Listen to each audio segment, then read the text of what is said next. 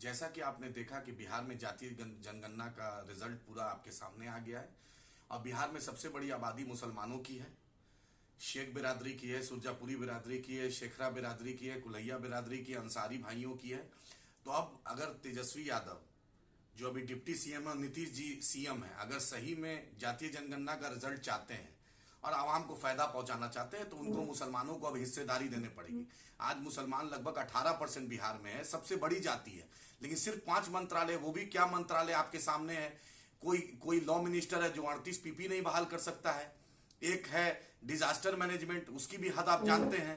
एक है पशुपालन, उसकी भी हद जानते हैं। तो अब नीतीश जी और तेजस्वी यादव चाहते हैं, क्योंकि नीतीश जी आपको भी 8 बार मुख्यमंत्री हमने बनाया, लालू जी को हमने बनाया, रबड़ी जी को बनाया, तेजस्वी यादव को बनाया, तेज प्रताप जी को बनाया और हमने मीसा जी को बनाया। आपके सभी लोगों को हमने बना दिया, लेकिन मुसलमानों को हिस्सेदारी नहीं मिली है। ये 18% आबादी अब चुप नहीं रहेगी। हैदराबाद में डिप्टी सीएम, तेलंगाना में थे, होम मिनिस्टर है। आखिर बिहार के मुसलमानों को आप क्या दिखाना चाहते हैं? इतनी बड़ी आबादी के साथ आप कब तक खिलवाड़ कीजिएगा?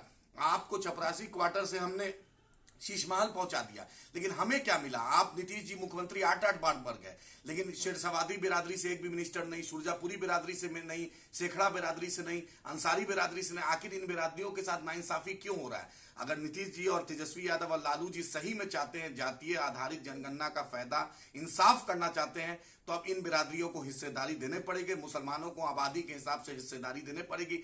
एमआईएम इसकी पुरजोर वकालत करती है और एमआईएम जद्दोजहद करेगी, लड़ाई करेगी और पूरे बिहार के मुसलमानों को, दलितों को यह बात बताना चाहते हैं कि आपको हिस्सेदारी लेना पड़ेगा। मुसलमान को और डिप्टी सीएम और दलित को बनाना पड़ेगा। अगर महागठबंधन की सरकार सिर्फ हमारा वोट नहीं ले, हमें हिस्सेदारी भी चाहिए।